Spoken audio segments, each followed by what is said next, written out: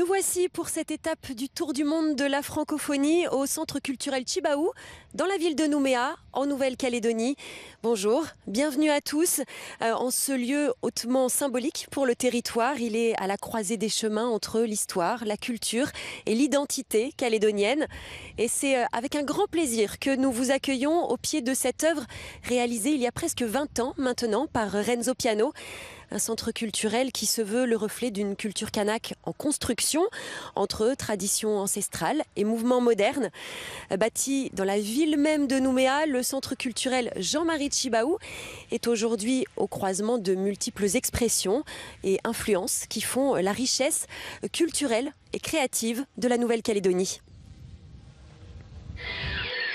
Cette terre du Pacifique Sud, à quelques milliers de kilomètres de l'Australie et de la Nouvelle-Zélande, ne ressemble à aucun autre coin de France.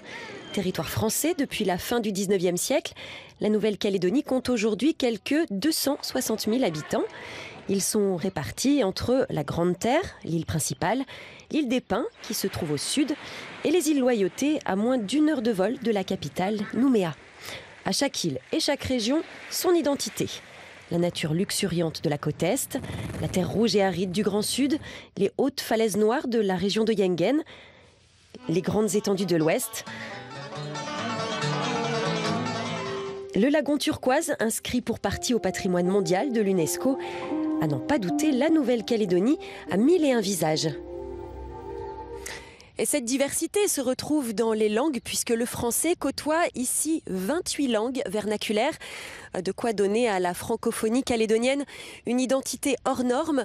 Et cette francophonie, aux couleurs du Pacifique, se retrouve dans l'univers culturel et tout particulièrement musical avec un style. Il s'appelle le Kaneka.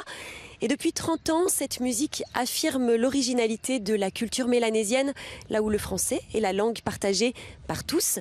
Alors pour commencer notre voyage dans la francophonie océanienne, je vous propose de partir à la découverte du Kaneka, ce style musical qui est toujours en mouvement. Le Kaneka, musique identitaire et fédératrice, chargée d'histoire, fête cette année ses 30 ans d'existence. Né à Canala en 1986, le Kaneka permettra aux Kanaks de l'époque de s'exprimer politiquement et socialement. Un mouvement musical essentiel pour le pays. Le Kaneka, à l'origine, il faut le rappeler, c'est quand même à l'origine la parole de Jean-Marie Tjibaou, qui a été donnée à nos aînés, de créer une musique, créer un mouvement musical pour accompagner un mouvement politique, donc avec les revendications de l'époque. Le Kanak, il utilise beaucoup son corps comme un instrument de musique. Les chuintements, les sifflets, les cris, les battements des pieds, les mouvements de tête, les mouvements de bras. Et ça c'est pas nouveau, ça. C'est juste qu'il faut arriver à les détecter et les ranger quelque part. Le corps, le Kanak, il fait en sorte pour que son corps devienne un instrument de musique. La musique traditionnelle kanak a grandi pour se laisser guider vers d'autres sonorités, marquées par sa fusion avec d'autres styles de musique. C'est d'ailleurs ce que recherche Christophe Ventoum dans la plupart de ses compositions. Le Kaneka, dès le départ, c'est le mix entre ici et ailleurs. Donc entre nos rythmes traditionnels et des influences extérieures. Donc après, qu'est-ce que le musicien met dans ce qui nous appartient et qu'est-ce qu'il met dans ce qui vient de l'extérieur? Je dirais que ça, c'est la liberté individuelle. Qui est mieux placé pour faire avancer le Kaneka? Les créateurs de Kaneka, les musiciens de Kaneka, ceux qui écrivent le Kaneka. Et c'est à eux d'aller, de chercher les ressources, de se former, de s'ouvrir à que ce soit aller rechercher les racines, mais aussi grimper à la cime pour aller chercher un maximum de connaissances pour enrichir le Kaneka et faire en sorte que ils puissent peut-être envahir la planète. Un style de musique endémique à la Nouvelle-Calédonie, dans lequel les artistes peuvent exprimer librement, en langue vernaculaire ou non, leurs histoires, leurs légendes et leurs idées. La part du Kaneka dans la musique que l'on produit, je dirais que c'est autour de 70% de ce qu'on produit, c'est du Kaneka. Le reste est musique du Pacifique et des musiques un peu différentes, on va dire. C'est maintenant une musique qui fait partie du paysage musical absolument à 100%. C'était pas le cas au tout début, où c'était une musique un peu revendicatrice et un peu révolutionnaire aux yeux de certains. Mais en fait, depuis pas mal d'années, ça a très très bien évolué en termes de qualité musicale. Et le discours aussi, le discours a évolué. Si j'avais un message à faire passer aux artistes, c'est bosser, créer et ayez de l'ambition. Voilà, je crois que c'est la chose la plus importante d'avoir de l'ambition pour sa musique et pour son pays. Et si le Kaneka continue encore aujourd'hui d'attirer les foules, c'est que ses mélodies et ses messages parlent toujours autant au cœur des Calédoniens. Un pari gagné pour le vivre ensemble dans un pays aux 1000 couleurs et tout autant de sonorités.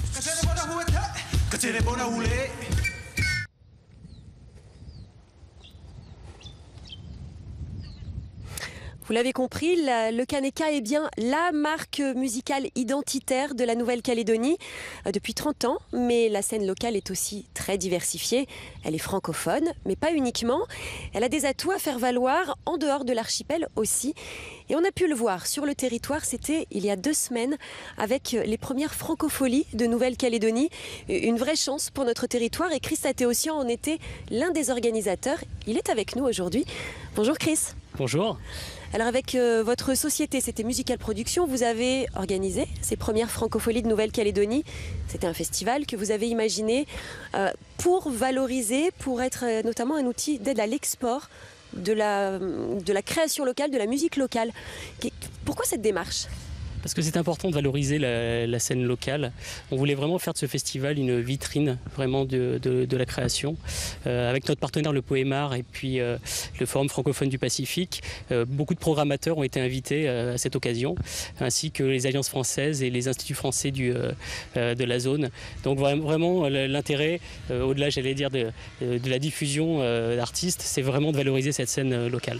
Et de la montrer au-delà du caillou. Alors accrocher en plus la marque Francophonie à notre caillou au milieu du Pacifique Sud, ça avait un véritable atout.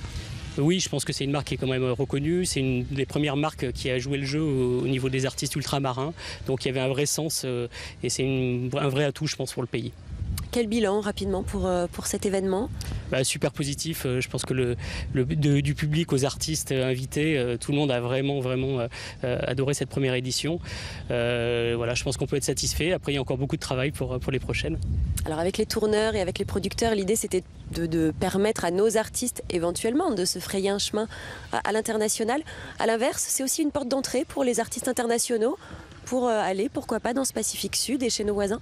Oui, je pense que ça peut être une vraie porte d'entrée. Du coup, j'allais dire Australie, Nouvelle-Zélande, c'est vraiment des pays qui sont difficiles d'accès, de la métropole ou d'ailleurs pour le coup. Donc là, ça permet aussi de créer peut-être des échanges et en tout cas une vraie visibilité pour ces artistes. C'est peut-être un peu tôt aussi pour en conclure. On le disait, c'était il y a 2 semaines. Oui, c'est ça. Puis encore une fois, je pense qu'on a encore beaucoup de travail à ce niveau-là, mais en tout cas, c'est une très très belle première tentative. Alors quels sont les besoins justement pour que les ambitions de nos artistes calédoniens, les ambitions à l'international se concrétisent ? Il y a beaucoup, alors déjà j'allais dire c'est une question de moyens, hein, comment on développe un petit peu, comment on invite le maximum de programmateurs ici, donc ça demande un petit peu de moyens et surtout aussi travailler sur la formation de cette scène locale. Je pense que si on veut atteindre un niveau exportable, il faut travailler sur le coaching scénique, sur les ateliers d'écriture, ce qu'on fait déjà en partie avec le Poémar, j'allais dire des premiers outils qui ont été mis en place. Je pense que là-dessus, si on continue sur cette voie, il y aura vraiment des belles retombées. Lorsqu'on a ces ambitions-là, le français, c'est un atout ou un inconvénient ? J'allais dire un peu les deux. C'est un inconvénient parce qu'effectivement on est dans un monde anglophone, donc j'allais dire il y a un problème de compréhension au niveau de la langue. Cela dit, c'est un vrai atout aussi parce que c'est un intérêt. Le français, c'est singulier. Ici, on a la chance d'avoir des langues vernaculaires aussi qui amènent vraiment une touche particulière. Et je pense que ça, c'est important. Ça nous différencie un petit peu de la création, j'allais dire d'une manière générale. Et vous avez le sentiment que nos voisins anglophones, anglo-saxons, aiment le français. Est-ce que ça recouvre ? Oui, j'ai l'impression qu'il y a toujours, en tout cas, un imaginaire autour du français, de ce que ça véhicule, hein, en termes de création notamment. Je vois qu'à Auckland, il y a un festival de cinéma francophone. En Australie, c'est pareil, il y a des choses qui se développent en plus. Et qui fonctionnent très bien, absolument. Très bien. Oui, tout à fait. Donc je pense que oui, c'est un bel atout pour nous.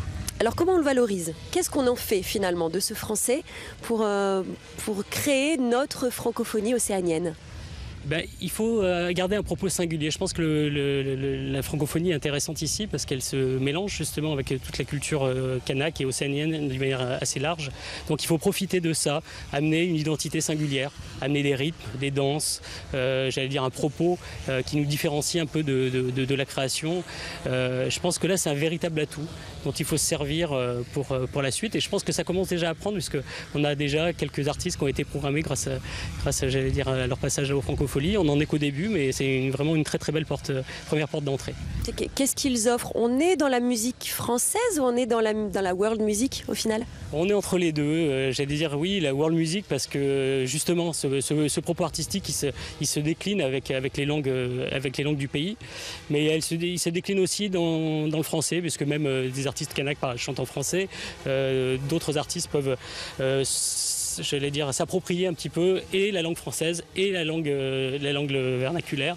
Donc oui, c'est voilà, les deux. Un produit français, un produit calédonien, un produit océanien, en gros c'est ça. Oui, c'est ça, mais je pense que c'est ce qui caractérise notre pays, c'est ce mélange un peu des cultures, et c'est ce qui fait notre force pour le coup. Merci Chris, on se donne rendez-vous l'année prochaine pour les Francopholies de Nouvelle-Calédonie, 2e édition 2018. Oui, avec plaisir, merci beaucoup. Le français comme un atout d'une marque musicale et culturelle calédonienne, c'est bien l'une des recettes mises en application par Tchelenod. C'est un groupe local originaire de l'île de Maré, et il a fait le choix de l'ancrage local pour mieux représenter une terre francophone, une terre métissée et une terre aux racines fortement ancrées. Alors partons tout de suite à la rencontre de ce groupe Tchelenod. Des riffs de guitare entraînants, des percussions qui font vibrer le cœur et des voix qui attrapent les notes d'octave perchées. Des concerts qui donnent des frissons. La description musicale de Tchelenod est digne d'un groupe de rock en pleine gloire. Et pourtant, Tchelenod s'inscrit dans une pure tradition musicale kanak et livre l'un des kanekas acoustiques les plus aboutis de Nouvelle-Calédonie. Tchelenod, ça va faire un peu plus de 10 ans que le groupe il existe. Donc c'est un peu les musiciens qui viennent un peu de chaque tribu de l'île de Maré. Le groupe Tchelenod a été créé en 2005. Donc au départ, il y avait juste moi avec Wayo. Et puis on a remporté par la suite le concours 9 semaines et un jour. Et donc sur le coup, on est parti jouer au Francophonie de La Rochelle. En allant sur place, en voyant la foule, c'est fou. Et c'est là qu'on s'est rendu compte que quand on a commencé justement à chanter ce morceau-là, Tsoeli, quand on voyait la foule qui dansait, qui était là, qui était content déjà de nous voir en tenue traditionnelle, de chanter en langue vernaculaire de Nengone, le Nengone. C'est là qu'on s'est dit que c'est vraiment une chance. En Calédonie, on voit que le rythme traditionnel il disparaît un petit peu. Et Tchelenod, en fait, c'est un groupe qui casse tout. Malgré l'avancement du pays, on va dire, par rapport à l'avancement du pays, Tchelenod, en fait, il casse. Il nous remet, en fait, à notre place pour dire, vous avez une culture à défendre. Et pour cette culture-là, vous avez des valeurs fondamentales, mais vous avez aussi des instruments. Et ces instruments-là, ces sons-là, ils ne sont pas ailleurs, ils sont ici chez nous. Certains des membres du groupe vivent à Maré, d'autres à Nouméa pour des raisons professionnelles. Alors quand ils se retrouvent, c'est ici à Nouville pour des répétitions à la vallée du Tir. Le reste du temps, les musiciens se retrouvent à Maré pour répéter sur la plage. Nous déjà là-bas, on commence à préparer. On commence à préparer entre nous, et puis après on arrive ici, on arrive ensemble, on se met ensemble. Avant la répète là-bas avec les instruments, on se met soit chez Synode ou chez Wayo, et puis on essaie de... On se concentre un peu sur les chorégraphies, sur le programme justement des morceaux, et on fait en acoustique. Tout d'abord, on prépare bien en acoustique, surtout les vocales, il y a les danses. On va soit à la plage là-bas, puis on danse le soir. Danser à la plage pour préparer les danses. Et puis après, brancher après. C'est Moïse qui a conseillé aux jeunes de chanter en langue de Maré. Leur langue, leur culture. Danser le tchap.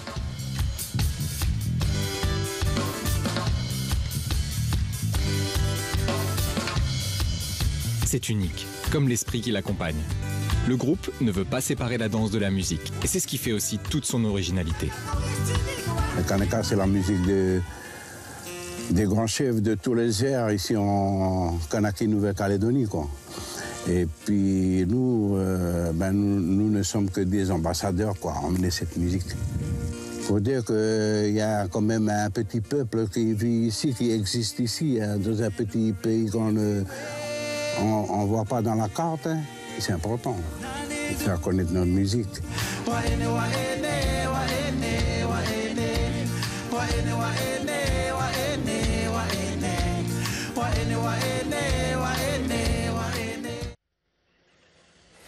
Une belle aventure que celle de ce groupe de marées, Tchelenod, qui puise dans ses racines pour séduire le monde francophone.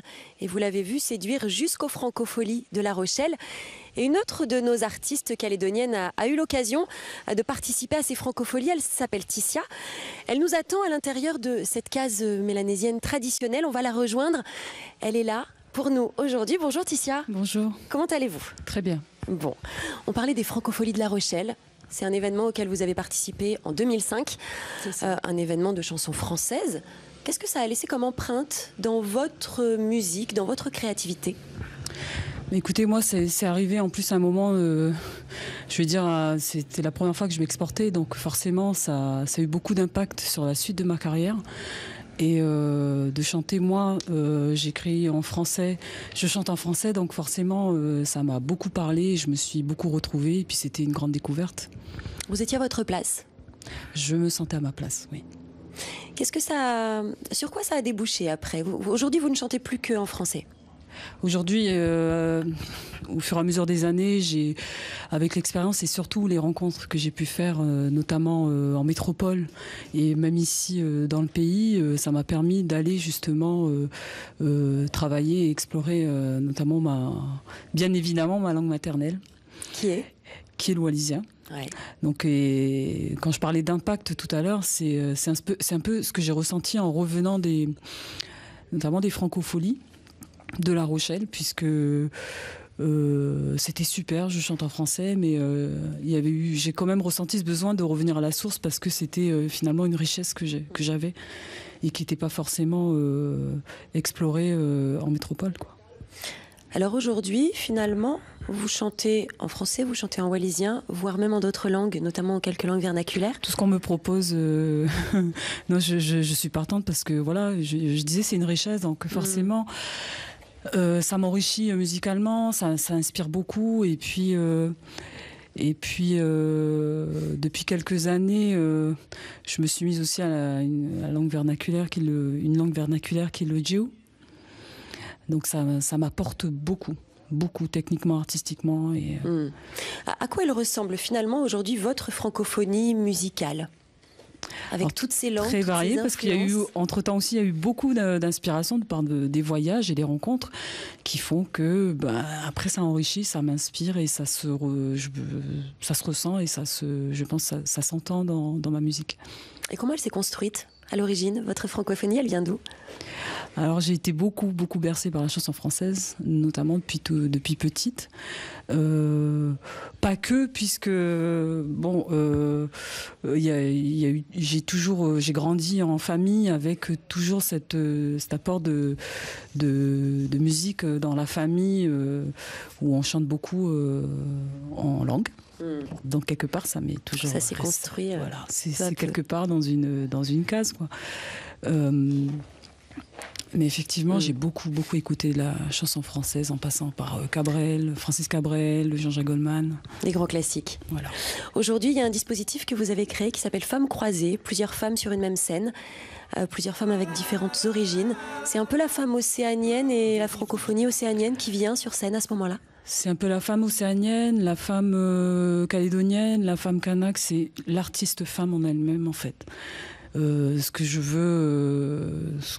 dont je veux parler à travers ce projet, c'est la femme artiste, qu'elle soit sculpteur, peintre, chanteuse, danseuse, mais que c'est pas seulement l'artiste qu'on voit à travers notamment les médias ou à travers tout ce qui est communiqué, mais c'est aussi et très souvent une maman au foyer, une sœur, des fois des grands-mères, parce qu'on a beaucoup d'artistes qui ont de grandes carrières.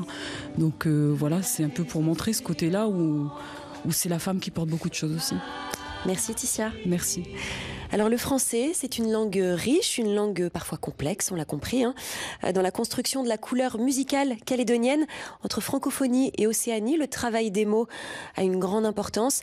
Et c'est pourquoi le Poémar, c'est le pôle d'export, le pôle d'aide à l'export de la musique et des arts de la Nouvelle-Calédonie, a organisé à la fin du mois d'août un atelier d'écriture parolière, reportage au cœur de la technique du maniement de la langue française. Rémi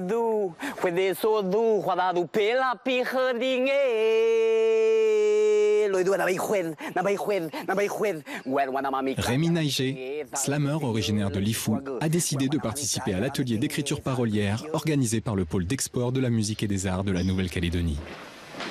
C'est en posant une simple question à ses élèves que Tezam Barem, parolière de renom venue spécialement de métropole, a démarré la formation. Selon vous, qu'est-ce qu'une chanson ?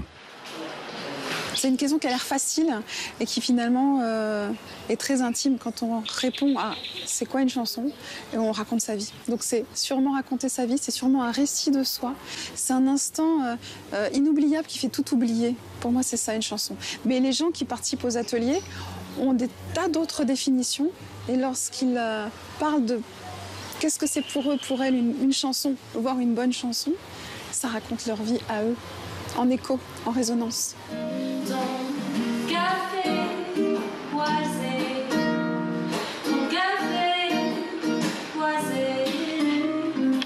J'ai décidé de participer à cet atelier d'écriture parce que des fois on se retrouve un peu bloqué avec le syndrome de la page blanche. Et là on se dit bon, qu'est-ce qu'on a envie de dire, qu'est-ce qu'on a envie de raconter, est-ce que c'est important d'avoir un personnage, est-ce que c'est important d'avoir déjà des actions qui soient prédéfinies, et puis surtout pour écrire en français parce que c'est notre langue maternelle et je trouve ça plus difficile dans la compréhension du texte quand on est en anglais parce que tout le monde parle pas anglais ici. Du coup, c'est plus simple d'écrire en français, mais en fait, c'est pas simple du tout.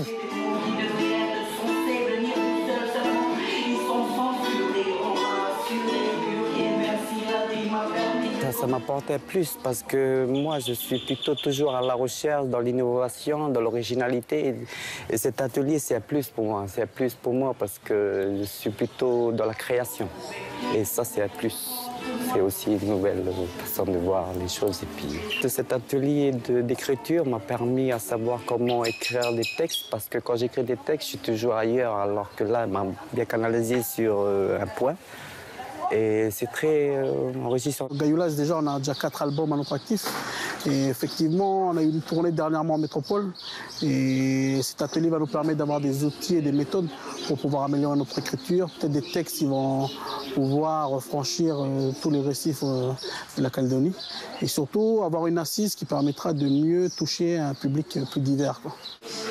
En tout, une dizaine d'artistes très studieux ont assisté à cet atelier d'écriture et ont pu ainsi trouver les outils nécessaires à l'écriture d'un texte pour leurs projets à venir. Un atelier d'écriture riche en enseignements, notamment pour les artistes calédoniens qui travaillent à se créer leur propre identité, façonnée à la fois par la francophonie et par leurs racines. Le groupe Gayoulaz en fait partie et toujours sous le toit de cette case traditionnelle du Centre culturel Chibaou, nous accueillons l'un des chanteurs du groupe, Dominique Taïn, bonjour. Bonjour Anne-Claire. Vous faites partie du groupe Gayoulaz. Oui, je fais partie actuellement du groupe Gayoulaz. Et on l'a entendu dans le reportage, vous avez participé à cet atelier d'écriture.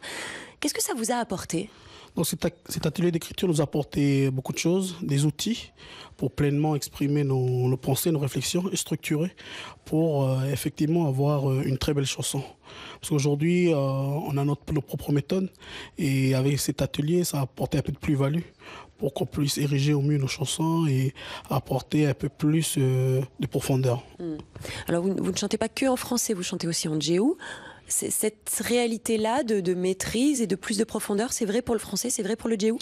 C'est vrai dans les deux langues. On dit souvent qu'un enfant bilingue, il a une grande richesse culturelle et aussi une richesse au niveau de la francophonie. Donc effectivement, composer en djéou et en français, ça nous permet a priori de maîtriser l'une des deux langues et surtout faire passer des messages aussi bien dans le public local que dans un public à bassin francophone.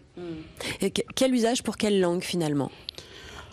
On utilise souvent le français pour faire passer des messages, je veux dire, des messages avec des objectifs bien précis. Des objectifs d'émancipation ou des objectifs de prévention, des messages bien clairs pour amener la société sur des problèmes sociétals, mais également sur des messages de prévention. Et le djihou, plus pour l'émotion, mais également des messages très portés vers l'éducation, l'émancipation du peuple, et également l'amour, parce que le djihou, c'est une langue très émotionnelle où on arrive à faire retranscrire quand même tous nos sentiments sur une chanson. C'est une langue des émotions, c'est une langue du sentiment.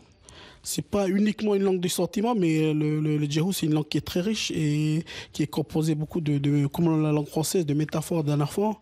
Et il y a plusieurs sens où le pluralisme s'exprime. Et le djihou, dès qu'on la maîtrise, sur une même phrase, on peut avoir différentes connotations, différents sens. Et c'est une grande richesse pour nous de le maîtriser, quoi. Comment est-ce que vous alliez les deux? Vous y parvenez? On y parvient dès notre enfance parce qu'il faut savoir maîtriser le djihou à la maison et le français à l'école. Et donc, au fil du temps, on y gagne en expérience. Et aujourd'hui, on sait être opportun et réagir justement dans nos chansons en élargissant sur des textes en djihou comme sur des textes en français. Avec un choix, soit en français, soit en djihou, vous parvenez à allier les deux dans une même chanson? Oui, on y arrive aujourd'hui. Je pense avec 4 albums aujourd'hui et avec l'export qu'on a eu dernièrement, je pense que l'alliage des deux langues, c'est quand même une très grande richesse. Alors justement, qu'est-ce que vous êtes allé présenter à l'étranger? Qu'est-ce que vous aviez à montrer? Donc à l'étranger, on a présenté une tournée avec Tissia et le groupe Gayoulaz. Donc on a présenté une tournée de 2 heures avec chacun des morceaux où on a pu exprimer également tous nos messages et en langue comme en français. Et effectivement, quand on arrive dans des pays étrangers, la musique, c'est un langage universel. Et donc aujourd'hui, chaque artiste a réussi à susciter de l'émotion chez un public objectif, chez des personnes qui ne sont pas habituées à ne parler le djihou ou à parler le wallisien, le foutonnier. Mais effectivement, à travers cet échange musical, ils ont ressenti le message qu'on a voulu faire transparaître. Donc finalement, français, djihou, les deux, l'un des deux, ça a peu d'importance? Je pense que ça a peu d'importance, mais le français, c'est très important. C'est comme l'anglais. C'est le passeport pour pouvoir s'exprimer et se comprendre avec d'autres peuples. Mais la musique, comme le langage des signes, on n'a pas besoin parfois de paroles pour pouvoir échanger. Quand on vous parle de francophonie océanienne, ça vous parle? Ça me parle, mais je dirais aussi qu'il y a aussi l'identité océanienne. Parce que francophonie, c'est le langage qui permet qu'on puisse se connecter avec d'autres peuples océaniens. Mais on a chacun notre identité avec ces valeurs océaniennes-là qui font qu'aujourd'hui, on arrive à se comprendre mutuellement. C'est bien d'expliquer tout ça dans une case traditionnelle? Bien sûr, c'est un peu un cliché stéréotype, mais c'est notre identité à nous. Et aujourd'hui, pouvoir s'exprimer ça dans la capitale, c'est une grande fierté. Et justement sur cette symbolique qui est la case, et également d'autres symboliques qui puissent s'exprimer dans la ville de Nouméa, pour dire quand même on est en Nouvelle-Calédonie avec le peuple kanak et tous les peuples océaniens qui nous entourent. Merci Dominique Taïn et bon vent au groupe Gayoulaz. On lui souhaite encore plein d'expériences. Alors parmi les artistes calédoniens qui manient la langue française avec une grande maîtrise, sans pour autant oublier leurs origines kanak, se trouve Paul Wamo. C'est un slameur emblématique de la Nouvelle-Calédonie et il est désormais bien installé sur les scènes de métropole et d'ailleurs. On le découvre. On ne s'entend plus. Ce poème, c'est comme un cri qui vient de l'intérieur, un cri sur lequel Paul Wamo a mis des mots, ces mots. Au diable la peur, coup de botte dans la gueule. Au diable celui ou celle qui ne vient pas. 2018 sera l'année d'un manuscrit en français et d'un nouvel album. Alors le Kanak travaille ses textes qu'il dira sur des musiques actuelles, mélange d'électro, de R&B, de hip-hop. Un titre, Andréou, tous les autres en français, comme un pied de nez à l'histoire. C'est une langue qui nous a été imposée. Même si je parle mieux, même si j'aime la langue française, mais c'est une langue qui est arrivée chez nous. Donc c'est une façon de dire que je vais jouer avec elle et que je vais, voilà. C'est pas une revanche, mais une façon de la déconstruire à ma façon. Jouer avec la langue pour remettre l'histoire et la société en perspective. Et même plus que noir, pas juste noir, ni seulement noir, mais un homme souvent... Installé depuis 1 an et demi à Marseille, Paul Wameau a trouvé dans la cité phocéenne des partenaires pour diffuser son travail, son message, toujours avec l'aide de son épouse. On arrive plus facilement qu'à Paris à créer un contact, un lien avec les gens.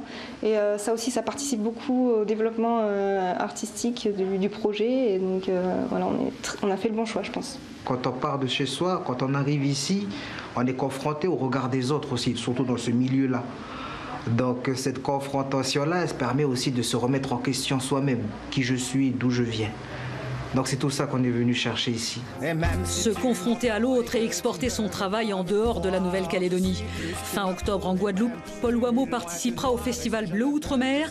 Le Kanak abordera alors la créolité, un autre rapport de la langue à l'identité.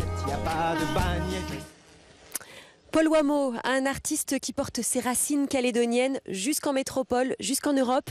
Il est un artisan de l'export de la culture francophone, si particulière dans le Pacifique Sud, une région à dominante anglo-saxonne. Pas simple, d'ailleurs, de se faire une place au soleil lorsque la langue maternelle n'est pas l'anglais et que les voisins, il faut le dire, nos voisins les plus proches, ne comprennent pas un mot de français. Cette réalité est tout aussi présente dans la sphère économique, surtout si l'on mise sur l'export des produits et des services. Alors la Nouvelle-Calédonie a su se doter d'une économie productive, elle en a fait une source de richesse pour sa population et elle cherche désormais à exporter ses biens, ses services des côtes de la Calédonie. Le nickel, c'est la première ressource qu'elle exporte, la première mais pas la seule. Pour autant, l'export est un défi pour les entreprises françaises de Nouvelle-Calédonie, souvent confrontées à des géants anglo-saxons, australiens, asiatiques. Mais la persévérance porte parfois ses fruits, comme nous le montre le reportage que je vous propose de découvrir maintenant.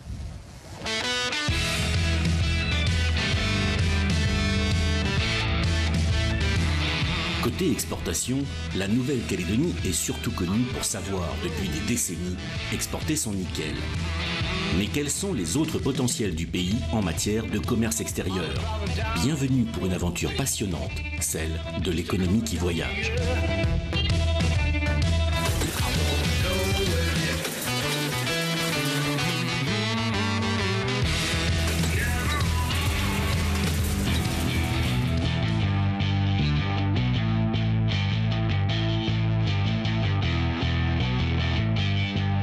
En dehors des produits et des services, la Nouvelle-Calédonie exporte aussi des compétences.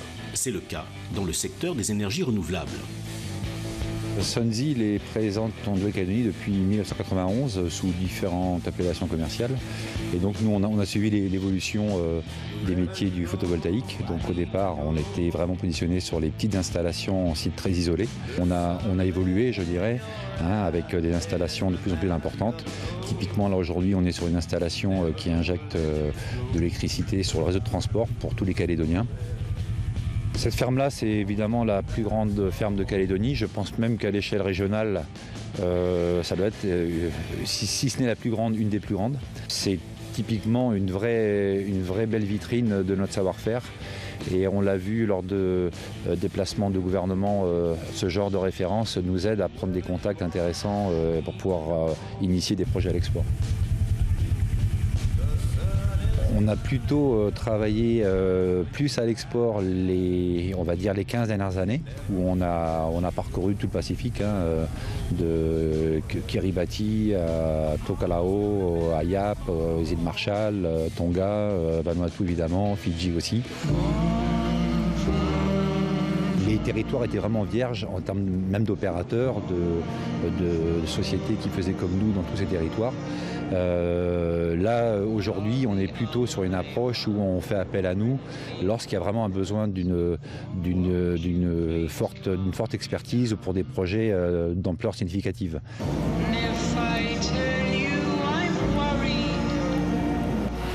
Nous vous recommandons de remplir de la suite éventuelle d'outils à l'ouverture des coffres à bagages et de vérifier que vous n'oubliez rien à bord. Au nom d'Air Terrain, nous espérons que vous effectuez un agréable voyage. Nous serons heureux de vous accueillir de nouveau sur nos lignes. Nous vous souhaitons un agréable séjour en Vanuatu et une excellente fin de voyage au passage en continuation.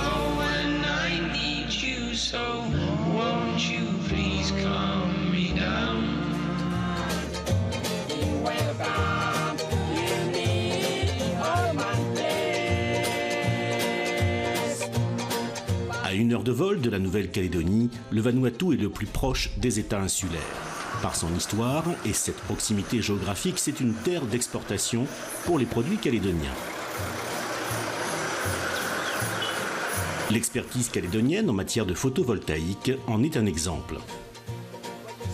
Nulco, c'est une société de service public qui produit et distribue l'électricité sur toute l'île de Faté, ainsi que sur des petites parties de Malikolo et Tana. Direction le nord de l'île d'Effaté, vers Undine Bay, où Sunzil a été retenu pour la mise en place d'une ferme solaire. Le solaire, c'est une part assez récente. Sunzil, donc, on a travaillé avec eux sur la ferme solaire d'Undine Bay, donc une ferme de 510 kW. C'est un projet qui a démarré dès 2014. Malheureusement, à cause du cyclone Pam, on a pris un an de retard. Donc c'est une ferme solaire qui a été mise en service en début 2016. C'était assez naturel pour nous, pour ce premier projet de 500 kW, de travailler avec une entreprise reconnue et avec qui on a déjà eu l'occasion de travailler sur d'autres projets. Sunzil est intervenu à différents niveaux du projet, la partie études, la partie design, la partie maîtrise d'œuvre, jusqu'à la mise en service. Sunzil nous a accompagnés et a été un partenaire fiable tout au long du processus. On partage aussi la même langue, on partage les mêmes normes techniques. Donc ça a aussi son avantage pour ce genre de projet. L'export, on le pratique depuis, je vous dis, même 15-20 ans, donc on sait faire. C'est plus maintenant être positionné sur ces nouveaux marchés. Et donc la problématique, elle est plus au niveau de la veille commerciale. Notre ambition à terme sur l'export, c'est évidemment, la Calédonie est un territoire sur lequel il y a encore énormément de choses à faire dans le domaine des énergies renouvelables. Mais il y a quand même une taille critique qui sera atteinte. Et donc c'est effectivement de développer au moins une quote-part significative de notre activité, simplement pour pérenniser notre présence sur le territoire. Donc d'avoir une quote-part significative de cette activité à l'export. Le Vanuatu a été classé en 181e position sur 188 par le FMI pour son PIB par habitant en 2013. Une situation économique qui n'est pas des plus prospères. Pourtant, pour ceux qui savent s'adapter aux contraintes locales, des producteurs calédoniens ont trouvé leur place sur ce marché. Je m'appelle Loïc Bernier, je suis au Vanuatu depuis 1989 et je suis donc conseiller du commerce extérieur. On a évidemment donc, des produits calédoniens présents aujourd'hui sur le marché du Vanuatu. Je pense qu'ils sont malgré tout en petite quantité, pas énormément de produits calédoniens. Alors ces produits sont des produits en fait émergents, je pense. On est sur aujourd'hui des gens qui essaient de se positionner, qui ont développé des marques en Calédonie et qui essaient de se positionner dans la région Pacifique et qui essaient évidemment le Vanuatu. Par rapport aux anglo-saxons, un des avantages, c'est que la Calédonie est simplement à 1 heure d'avion déjà. Donc on peut avoir quasiment des produits à partir de la Nouvelle-Calédonie dans la journée. On pourrait dire dans la journée au moins sous 2 jours. Par avion, c'est relativement facile. On pourrait aussi, si le fret était vraiment existant et régulier, on pourrait aussi avoir du fret maritime à partir de la Nouvelle-Calédonie de manière très très rapide. Alors que sur l'Australie, il faut compter au moins 15 jours ou 1 mois pour obtenir un produit. La qualité. Les produits européens sont souvent, en tout cas c'est mon avis, de meilleure qualité que quelquefois les produits anglo-saxons. Les produits européens, produits calédoniens. Moi je participe depuis 8 ans maintenant à ce qu'on appelle la Week Plo Vanuatu. C'est-à-dire que chaque année, nous, Vanuatais, nous allons en Nouvelle-Calédonie pour faire découvrir le Vanuatu aux Calédoniens. On s'aperçoit qu'aujourd'hui, les Calédoniens commencent à venir au Vanuatu en disant « ça c'est un marché qu'on a peu utilisé, donc aujourd'hui, sachant que je pense qu'il y a un ralentissement en Nouvelle-Calédonie, ça oblige les gens à aller voir ce qui se passe chez leurs voisins. Et on voit depuis un certain temps donc une vraie volonté des Calédoniens de découvrir ce marché qu'est le Vanuatu. Cette volonté se retrouve notamment dans les produits liés au bâtiment. Des besoins quasiment de première nécessité dans ce pays balayé régulièrement par des cyclones de grande ampleur. Là, les produits que vous voyez, c'est tout à fait 3P. Après le cyclone Pam, on s'est retrouvé avec tous nos plafonds effondrés, enfin nos plafonds, ceux qui n'étaient pas sur la partie magasin, ceux qui n'étaient pas justement en PVC. Et on s'est dit, c'est l'occasion, vu qu'on connaît la société 3P qui importe ce produit de qualité, c'est l'occasion de faire une commande. On refait nous déjà nos plafonds, puis on voit si on peut le commercialiser. Vous avez ce qui nous reste en stock en fait sur les 2 conteneurs qu'on avait fait. On est en train de finaliser là, un conteneur qui est en positionnement ce matin à 3P et qui va être enlevé pour vendredi prochain, donc pour arriver le mois prochain sur Port Vila. Donc sur les produits 3P, on a eu un échantillonnage au départ avant de démarrer avec différents coloris. Vous avez le blanc, vous avez le marron et un peu de marron clair. Donc ça, c'est des produits un peu plus spécifiques qu'on travaille à la commande. Donc on a une commande spécifique client qu'on a démarré, enfin qu'on a fait pour le client. C'était un projet spécifique. On pourra voir la mise en œuvre un peu plus tard si vous le souhaitez sur le Fatou Maru Lodge. Et après, ça c'est le produit standard qu'on commercialise et qui fonctionne bien aujourd'hui. This is Fatou Maru Lodge, and after Cyclone Pam, the entire roof structure came off, and so I came and rebuilt it. The key is using the hardwood. If you notice the strong beams we bond together. Then it's an issue of how do we make it look beautiful from the underside. And for Stephanie, with her product from Escal, they manufacture in New Caledonia this PVC ceiling. I've used many products originated out of other countries, and all of them have failed, and this New Caledonian product is by far the best.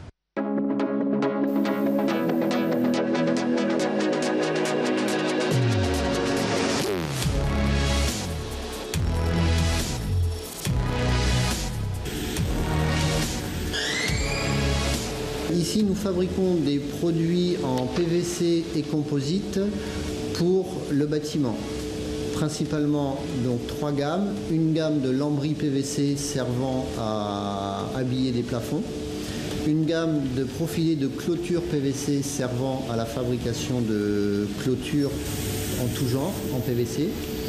Et récemment, dans le cadre d'un projet d'extension et de diversification, on fabrique des lames de deck en composite.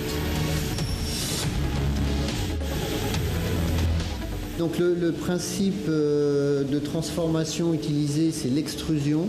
On chauffe de la matière, on la fait passer par forçage dans une filière qui donne la forme géométrique souhaitée. C'est une usine qui fonctionne 24 heures sur 24, sans autre choix, puisque en fait les temps de démarrage et d'arrêt machine sont extrêmement longs. Pour démarrer une ligne de production, il faut 4 heures, donc dans des journées de 8 heures, c'est pas possible. Et ça fonctionne avec 3 équipes de 2 personnes qui se relaient donc toutes les 8 heures. Sur le Vanuatu, on a une concurrence de produits asiatiques, où nous nous trouvons pénalisés.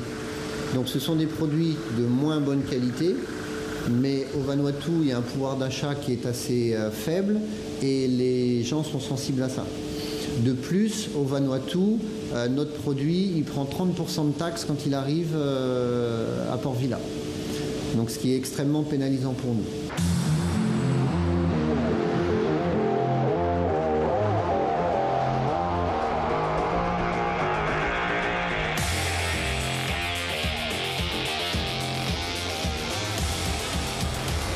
Concernant la Nouvelle-Zélande, donc on a engagé vraiment des démarches vers la Nouvelle-Zélande qui a été notre cible.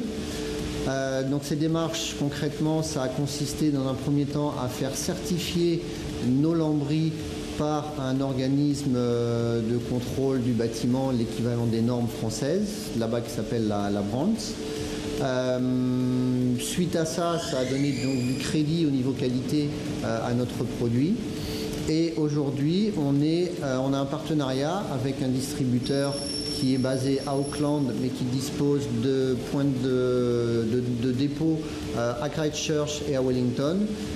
d'un staff de commerciaux et qui distribue donc au travers de toute la Nouvelle-Zélande nos produits. Ampolite is a manufacturer and supplier of plastic building products into the New Zealand market. 3P have a plastic Safite lining product called Panorama that we distribute for them in New Zealand.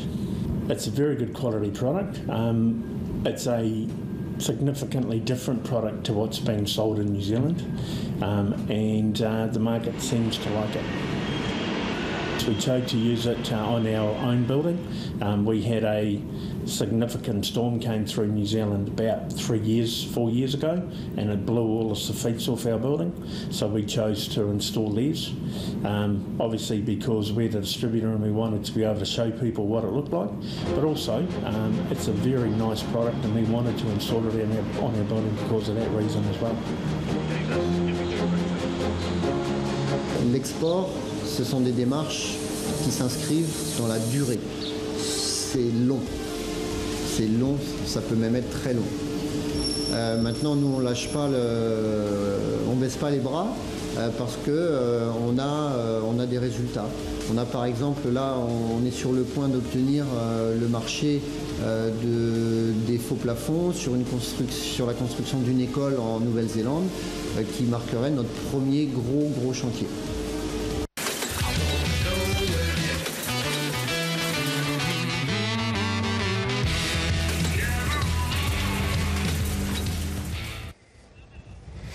L'export, toute une aventure compliquée pour un petit territoire francophone comme la Nouvelle-Calédonie.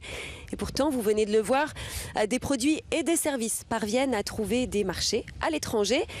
Et lorsqu'une entreprise du territoire cherche à se lancer, elle trouve du soutien dans un organisme dédié. C'est un cluster, il s'appelle Avenir Export. Et nous avons auprès de nous aujourd'hui Hélène Duquesnoy, la vice-présidente. Bonjour Hélène. Bonjour. Merci d'être présente avec nous aujourd'hui. Alors un petit territoire francophone comme la Nouvelle-Calédonie au milieu du Pacifique Sud qui on le sait est principalement anglo-saxon, on a des atouts, on a des choses à faire valoir à l'étranger, à l'export. On a énormément de choses effectivement à faire valoir. La Nouvelle-Calédonie, que ce soit les industries, tout secteur confondu, a tout à fait les capacités à l'heure actuelle de pouvoir exporter ses produits. On a beaucoup d'avantages dans le sens où on a beau être un petit pays effectivement insulaire, mais on a quand même toutes les capacités et surtout la technologie, ce qui nous permet de pouvoir répondre aux différentes demandes des pays de la zone. Qu'est-ce qu'on affiche? Made in Calédonie ou Made in France? Alors, normalement, l'un ou l'autre, de toute manière, est propice à la promotion des produits. Il faut savoir que quand même, Made in France ou Made in France, excusez-moi, avant tout, c'est peut-être un terme marketing, mais derrière cela, il y a quand même, ça représente la qualité, le savoir-faire et surtout la noblesse. Donc, ce sont quand même 3 mots essentiels lorsqu'on fait la promotion de produits et surtout la promotion de produits qui sont made in France. Alors quelle francophonie finalement on met en avant selon la zone géographique dans laquelle on a envie d'aller? Eh ben, en fait, on essaye de s'adapter parce qu'en fonction des produits que l'on va approcher, on va avoir une approche tout à fait différente. Par exemple, si on s'adresse par exemple aux pays de l'Asie, on va essayer de garder le côté Made in France parce qu'ils sont quand même très friands de ce genre d'appellation. Après, si on est plutôt sur un pays anglo-saxon, on va garder le côté français, le côté européen.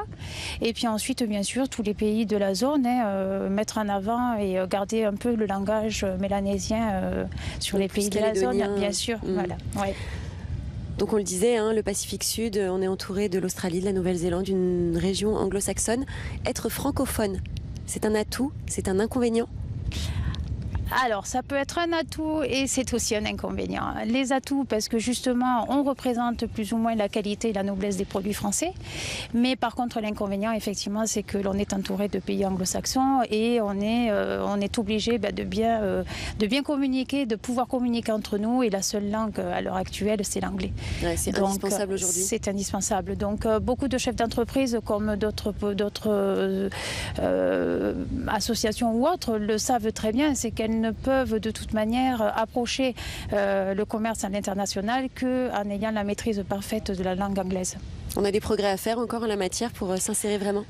Des progrès, je ne pense pas, parce que la nouvelle génération arrive en force quand même avec des connaissances et le commerce international qui l'oblige dans le cursus scolaire, entre guillemets.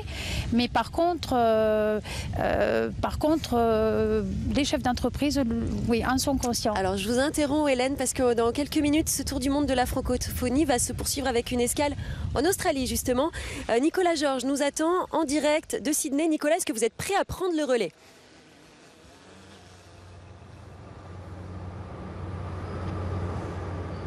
Nous sommes prêts effectivement ici à Sydney en Australie, l'Australie qui attire de plus en plus de francophones année après année. Et puis la langue française est également de plus en plus prisée ici en Australie.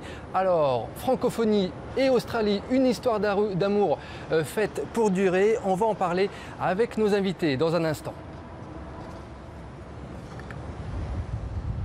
Allez, on a encore un tout petit peu de temps, Hélène, avant de se quitter, avant de conclure et avant de passer en Australie. Donc, vous le disiez, on fait des efforts. Aujourd'hui, on a progressé pour être francophone à la portée des anglophones, disons.